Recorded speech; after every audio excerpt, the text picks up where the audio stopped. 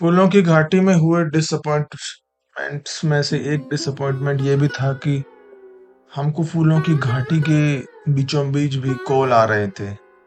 हालांकि ये एक अच्छी बात है, पर फिर भी जो शहरों की भीड़ भाड़ और शोर शराबे से शांति की तलाश में आया हो, वहां पर के फोन का बजते रहना भी एक समस्या ही है।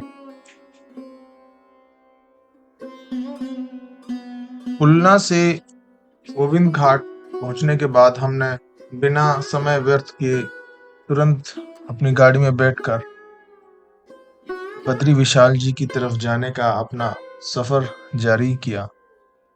हालांकि रात हो चुकी थी, पर हम तो रात में ही सफर कर रहे थे। बद्रीनाथ धाम फूलों की घाटी से बहुत ज्यादा दूर नहीं है और गोविंद घाट से उसकी दूरी मात्र 25 किलोमीटर की है। तो हमने सोचा क्यों ना बद्री विशाल जी के पास ही जाया जाए। पर रात अधिक हो चुकी थी और हम रात में ही ड्राइव करके आगे चलते जा रहे थे।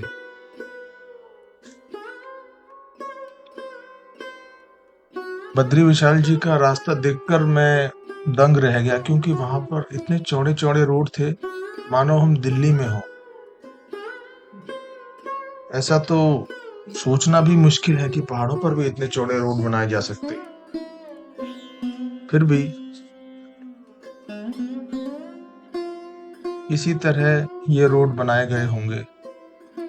एक सवाल मन में ये आया कि क्या इतने चौड़े रोड बनाने के बाद पहाड़ों पर पहले जैसी स्थिरता रह सकती है। पर जो भी हो, हम आगे बढ़ चले। रात हो चली थी और हम आगे बढ़ते गए। धाम पहुंचकर मैं एकदम दंग रह गया, क्योंकि वहां पर मानो एक पूरा शहर बसा हुआ था। ऐसा लग रहा था कि पहाड़ों के इतना ऊपर इतना बड़ा एक शहर सा कैसे बस गया। ये सोचना भी अकल्पनीय है। ठंडी बहुत ज्यादा बढ़ चुकी थी और हमारे सर में भी थोड़ा दर्द होने लगा था। हमने रूम ढूंढने की कोशिश की, पर वहाँ रूम ढूंढना आसान नहीं है और जो लोग नए हों और बाहर से आए हों उनके लिए काफी मुश्किल हो जाता है।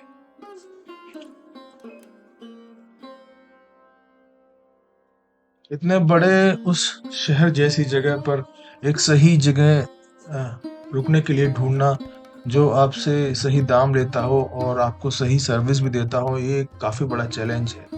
मुख्य बात ये है कि जब मंदिर पहले पहले जहाँ पे स्थित रहा है, उसके आसपास जो पहले की जो दुकानें बसी हैं, उनके रेट्स और उनका कल्चर काफी पुराना है, तो वो सही रेट में सही रूम और सही सर्विस भी देते हैं। लेकिन जैसे जैसे मंदिर के आसपास का और भी अर्बनाइजेशन या और भी घर होटल ये सब आदि बने, तो उनका कोई भरोसा नहीं है। वो कितना भी रेट मांग सकते हैं और सर्विस का भी कुछ पता नहीं है।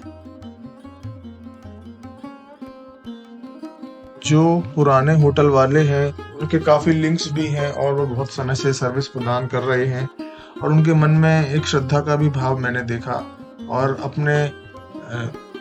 अपने आए हुए गेस्टों की वो केयर भी काफी अच्छे से करते हैं। ऐसा ही एक होटल हमने ढूंढ लिया था और वहां पे हमने आराम किया। अचानक बढ़ चुकी ठंड से बचने के लिए हमने तुरंत अपनी टोपियां और अपनी जैकेट बाहर निकाल ली। फूलों की घाटी तक के सफर में इतनी ठंडक नहीं थी जितनी यहाँ पर थी। यहाँ पर काफी लोग गुजरात गुजरात से, राजस्थान से, दक्षिण भारत से आए हुए थे और वो पूरे के पूरे परिवार में आए हुए थे। और ऐसा भी लग रहा था कि ये लोग कभी अपने घरों से ज्यादा निकले नहीं हैं और जब वो निकले तो पूरे परिवार के साथ निकले। और उनके लिए ये काफी एक यादगार सफर ही रहेगा, क्योंकि ये एक तीर्थ यात्रा है उनके लिए। अधिकतर लोग इतनी ऊंचाई पर सेल्फ ड्राइव करके आ नहीं सकते, इसीलिए वो किसी ट्रेवल एजेंसी के द्वारा ही आते हैं। और और भारत में बहुत से लोग अपने जीवन के आखिरी पड़ाव में भी यहाँ पर आते हैं भगवान के दर्शन करने के लिए।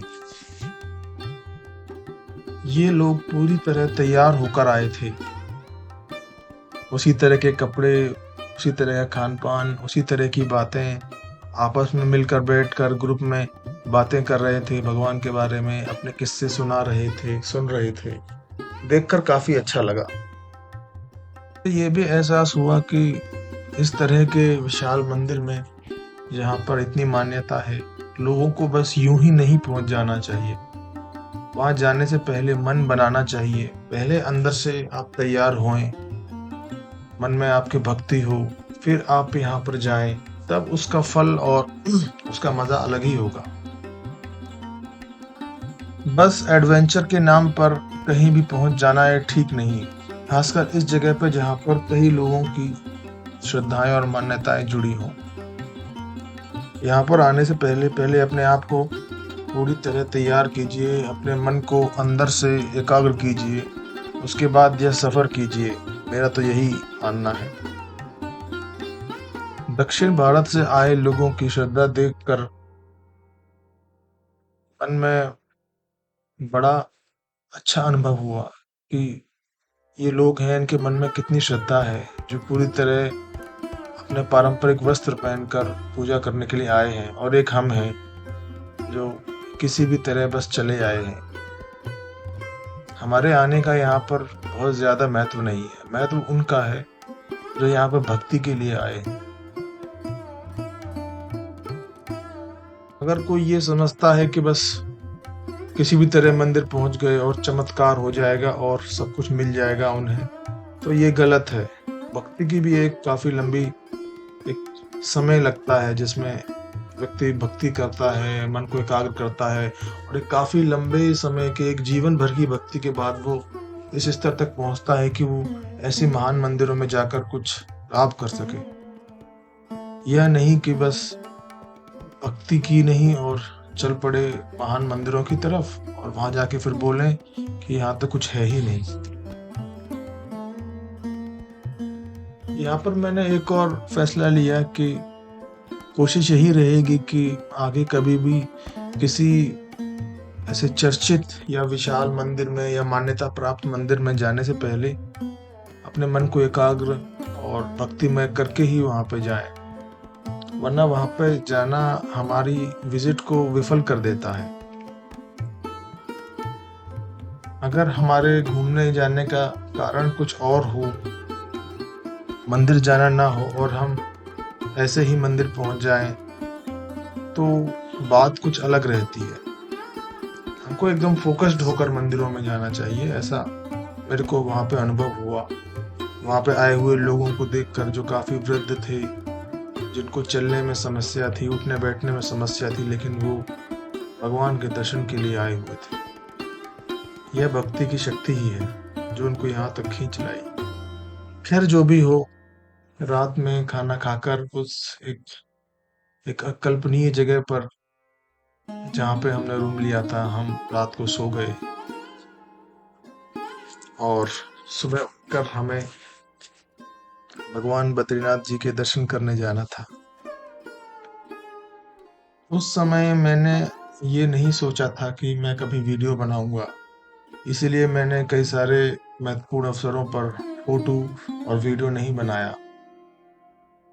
लेकिन अब किसी तरह मैं वीडियो बना रहा हूँ, तो उस तरह के मेरे पास फुटेज और फोटो नहीं है, और जो भी है उन्हीं से काम चला रहा हूँ।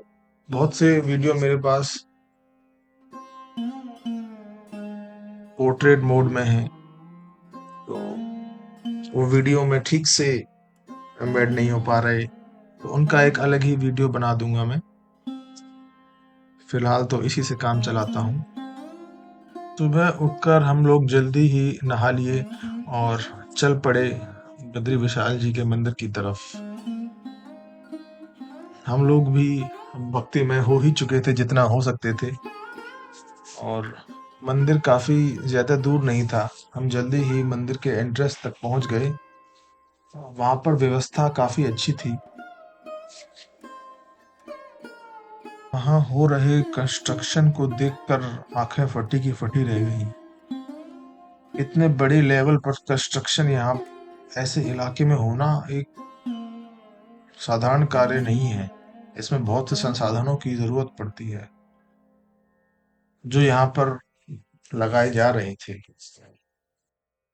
मंदिर में एंटर करते समय हमसे एक टोकन मांगा गया जो हमारे पास था नहीं, क्योंकि हमने रजिस्ट्रेशन चारधाम यात्रा का नहीं करवाया था। पर फिर भी बहुत ही कम भीड़ और लोग होने के कारण हमें अनुमति दे दी गई कि हम दर्शन कर सकें। हमें 2 टोकन दे दिए गए, जिसके हम बहुत आभारी हैं। एक बात मैं बताना भूल गया कि बद्री विशाल जी मंदिर में जो भगवान की मूर्त है वो काफ़ी सुंदर है। जब मैंने उसको देखा तो ऐसा लगा कि काफ़ी देर तक मैं देखता रहूं, पर वहाँ पे इतना समय नहीं होता। मंदिर भी दक्षिण भारतीय शैली में बना लगता है। बद्री विशाल जी के दर्शन करने के बाद हम वापस अपने व्हीकल में बैठकर आने लगे, तो हमने सोचा कि क्यों ना माना गांव के ही दर्शन कर लिए जाएं। पर हमने जैसे ही हम गाड़ी माना गांव के अंदर ले गए तो वहाँ काफी भारी ट्रैफिक मिला और हर जगह लोग ही लोग थे। तो हमारा मन नहीं माना कि हम माना में आगे जाएं और हम अपना व्हीकल घुमा के वापस आ गए। भीड़ से बचकर हम रास्ते में ही एक ऐसी जगह पर रुके जहां पर लोग ना के बराबर थे और दूर तक का व्यू आ रहा था। हमने विशाल विशाल पर्वतों पर बादलों को धीरे धीरे रेंगते हुए देखा और नदी को धीरे धीरे बहते हुए देखा, जिसकी आवाज हमें सुनाई दे रही थी। यहाँ के पहाड़ और यहाँ का टेरेन कुछ अलग ही था, जैसे कि बुग्याल हो, मीडोज हो या घास के मैदान, उस तरह के यहाँ का टेरेन था। काफी सुंदर था। कुछ देर तक हम वहाँ पर बैठे और हमने वहाँ की शांति को महसूस किया और फिर चल पड़े अपने आगे के सफर की तरफ।